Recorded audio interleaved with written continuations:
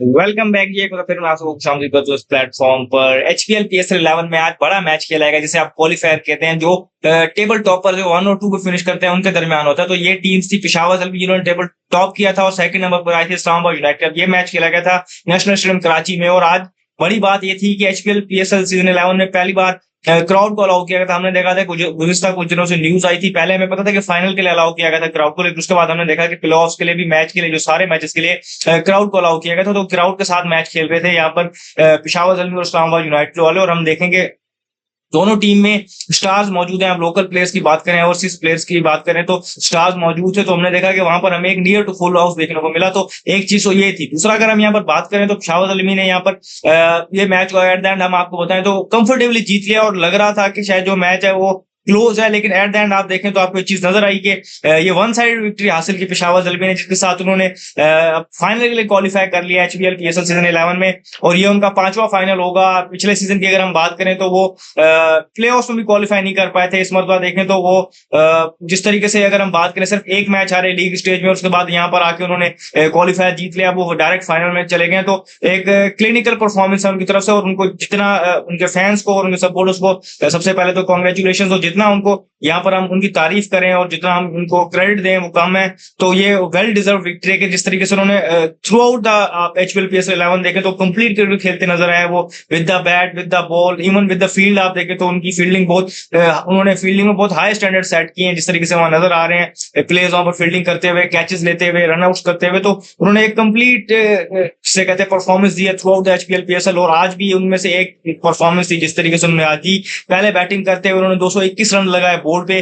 अगर आप हाइंडसाइड में देखें तो कहीं ना कहीं लग रहा था कि शायद वो 10-15 रन यहाँ पर शॉर्ट है, पिच को देखते हुए कि इस पिच पे ये टारगेट जो उन्होंने 221 दिया ये चेजेबल था। लेकिन हम उनकी तारीफ यहाँ पर बनती है किस तरीके से उन्होंने यहाँ पर 221 किया। आज उन्होंने एक बोल्ड चेंज की, उन्होंने जेम्स विंस को बिठाया, जिनको उन्होंने देखा कि पीएसएल में उनसे उस तरीके से परफॉर्म नहीं हुआ। एक मैच खेले वो उस तरीके से परफॉर्म नहीं कर पाए, तो मोहम्मद हारिस को वहां पर लेके आए ओपन करने में। तो उन्होंने वहां पर उनको उस चीज का सिला दिया और उन्हें एक अच्छा स्टार्ट देने में मदद दी। साथ उनका बाबर आजम ने दिया। फिर हमने देखा कि कुशल मेंडिस ने और बाबर आजम की अगेन वहां पर एक पार्टनरशिप लगी। कुशल मेंडिस ने क्विक फायर 41 स्कोर किए, लेकिन जो स्टार ऑफ द डे थे पेशावर जल्मी के लिए, उन्होंने अपना यहाँ पर इस सीजन का दूसरा 100 स्कोर किया। और ओवरऑल एचपीएल पीएसएल में उनका ये चौथा 100 था। तो एक आउटस्टैंडिंग इनिंग वहां से हमें नजर आई पेशावर जल्मी के कैप्टन बाबर आजम की तरफ से, कि जिस तरीके से तो यहाँ पर उनकी फॉर्म लगी हुई है और उन्होंने उस चीज को यहाँ पर कैश इन किया और अपनी फॉर्म को भरपूर यहाँ पर जिसे कहते हैं अपनी टीम के लिए यूटिलाइज किया और एक शानदार 100 स्कोर किया। और बड़ा इंपॉर्टेंट रोल उन्होंने अदा किया। आज के जब एक्सेलरेशन की जरूरत थी तो उन्होंने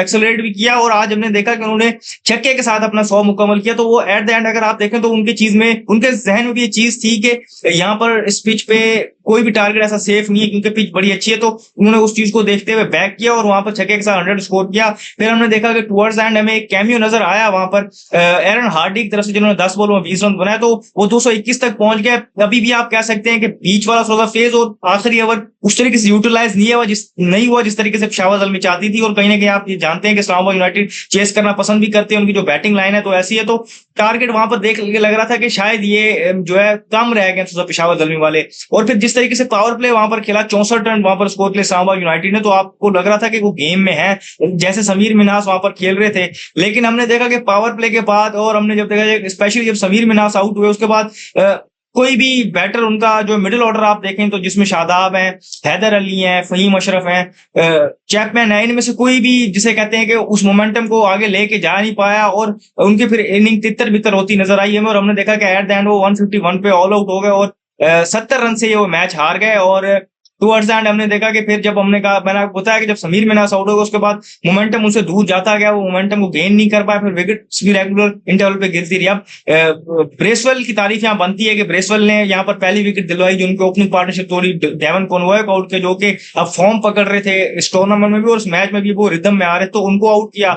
उसके बाद जो स्पेल 2 बॉलर्स ने मेनली जो अपनी टीम को यहाँ पर वापस लेके आए, तो बड़ा क्रेडिट जाता है यहाँ पर एरन हार्डी को, क्योंकि वो पिछला मैच बाहर बैठे थे। इस मरतबा अगेन बॉलिंग में भी अगर आप देखें तो ब्रेव डिसीजन लिया पेशावर जल्मी की मैनेजमेंट ने कि उन्होंने अली रजा को वहां पर बाहर बिठाया और एरन हार्डी को शामिल किया। तो उन्होंने 4 ओवरों में 24 रन देके 3 विकेट्स ली, क्रूशल टाइम पे विकेट्स ली। और जो मोमेंटम तोड़ा उन्होंने इस्लामाबाद यूनाइटेड के लिए और अपनी टीम के लिए गेम में कंट्रोल हासिल किया, उनका साथ दिया वहां पर सुफियान मुकीम ने, जो टूर्नामेंट के लीडिंग विकेट टेकर है। उन्होंने 22 विकेट्स वहां पर ली हुई है। आज भी अगर हम बात करें तो उन्होंने 2 विकेट्स ली, 4 ओवर में 25 रन देके। तो ये अगर आप 8 ओवर देखें, इन 8 ओवरों ने जो है बिल्कुल बैकफुट पे कर दिया इस्लामाबाद यूनाइटेड को, उनका मोमेंटम तोड़िया, क्योंकि आप जानते हैं कि 200 से ऊपर का कोई भी टारगेट हो तो उसमें आप मोमेंटम लूज नहीं कर सकते, क्योंकि एक बार अगर आप मोमेंटम लूज कर लें एज अ बैटिंग साइड तो आपके लिए वो पकड़ना मुश्किल हो जाता है, फिर रिक्वायर्ड रेट आपसे दूर चला जाता है, और फिर अगर आप उसमें विकेट्स गवा दें तो ये आपके लिए एक और जिसे कहते हैं कि डिसएडवांटेज होता है। तो वही हुआ इस्लामाबाद यूनाइटेड के लिए कि वहां पर इन दो बॉलर्स ने अपने 8 ओवरों में 5 विकेट्स भी ली और रन भी नहीं दिए, तो इस तरीके से उन्होंने अपनी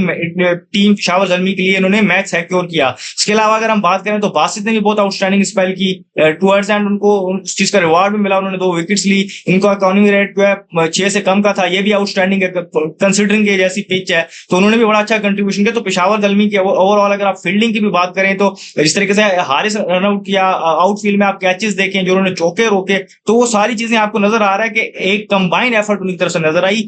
तो इस तरीके से वो ये मैच 70 रन से जीत गया और उन्होंने फाइनल के लिए क्वालिफाई कर दिया। इस्लामाबाद यूनाइटेड की बैटिंग मैंने आपको कहा कि समीर मिन्हास जब तक खेल रहे थे तो वो अलग टच में नजर आ रहे थे और एक क्लास प्लेयर है, हम जानते हैं कि वन फॉर द फ्यूचर है, अगर हम उनको सही टेक केयर कर लें और वो अपने आप को सही उस तरीके से लेके चलें, दोनों का इसमें रोल आता है। लेकिन हमने इस पीएसएल में देखा थ्रू आउट द पीएसएल उन्होंने लोगों को इंप्रेस भी किया हुआ है, आज भी उन्होंने 40 अबव रन की एक इनिंग खेली, तो जिस तरीके से वो खेल रहे थे तो लग रहा था कहीं ना कहीं ये मोमेंटम अपनी टीम के लिए वो बिल्ड भी करेंगे और उनके लिए एक प्लेटफॉर्म छोड़ जाएंगे कि जहां पर हम देखेंगे फिर बाद में आकर उनके जो बड़े हिटर्स हैं, जो हैवी मिडिल ऑर्डर है, वो उस पर कैश इन करेगा। लेकिन हमने देखा कि जब वो आउट हुए तो उसके बाद हमें वहां से कोई परफॉर्मेंस नजर नहीं। मोहसिन रियाज ने वहां पर उनका साथ जरूर दिया लेकिन बाद में वो भी स्लो डाउन हो गए थे, बाद में हमें फिर कोई उनकी तरफ से कोई बड़ी ऐसी इनिंग नजर नहीं जिसकी हम यहाँ पर बात कर सकें और हम कह सकें कि उन्होंने मैच में कोई फाइट देने की कोशिश की। अब इस्लामाबाद यूनाइटेड ने यही फायदा होता है, आप टॉप 2 में फिनिश करें तो उनके पास अभी एक और मैच होगा, आप वो वेट करेंगे जो कल मैच खेला जाएगा एलिमिनेटर 1, वो वहां पर मुल्तान सुल्तान और हैदराबाद किंग्समैन के दरमियान मैच होगा, वो लाहौर में होगा। वो वेट करेंगे कि उसमें से कौन जीत के आता है, तो वो जो भी जीत के आएगा वो खेलेगा एलिमिनेटर 2 यहाँ पर इस्लामाबाद यूनाइटेड के साथ। तो इस्लामाबाद यूनाइटेड के पास फाइनल खेलने के लिए स्टिल चांस मौजूद है, उनके लिए टाइटल की जो होप है वो स्टिल अलाइव है, तो टॉप 2 में फिनिश करने का ये फायदा होता है। तो आज के मैच की अगर हम बात करें तो क्राउड आया हुआ था और पाकिस्तान में आप जानते हैं क्राउड का जो फेवरेट है वो बाबर आजम है। आप किसी भी शहर में चले जाएं पाकिस्तान के तो उसकी एक बहुत बड़ी फैन फॉलोइंग और पाकिस्तान का एक बहुत बड़ा स्टार भी है, और जिस तरीके से पीएसएल में वो खेल रहा है और कंटिन्यूसली परफॉर्म कर रहा है, सेकंड 100 उन्होंने यहाँ पर स्कोर किया, मैच विनिंग 100 स्कोर किया, इंटेंट और वो सारी चीजें अब जिसे कहते हैं बिल्कुल उसी तरीके से आ रही है जिस तरीके से आनी चाहिए बाबर आजम के लिए। ये purely Babar Azam type inning थी जिस तरीके से उन्होंने वहां पर 100 स्कोर किया। तो क्राउड भी जो था उनके लिए पैसा वसूल मैच था, नियरली मैंने आपको बताया कि फुल हाउस था, और बाबर आजम ने जो क्लासिकल 100 स्कोर किया और टीम के लिए मैच जीता, तो उसकी बिना पे वो प्लेयर ऑफ द मैच भी करार पाए। तो अब इस तरीके से वो टीम को अपनी फाइनल में लेके गए हैं और अब वो चाहेंगे कि वहां पर अब एक स्टेप अवे हैं सेकंड बार चैंपियन बनने के लिए पेशावर ज़ल्मी, तो वो भी चाहेंगे कि वहां पर ये सारी फॉर्म को अगेन एक बार कंटिन्यू करें, वन फाइनल टाइम वहां पर जाके अपने इस सारे प्लान्स को एग्जीक्यूट करें और चैंपियन बने। तो इस तरीके से पेशावर ज़ल्मी चाहेगी।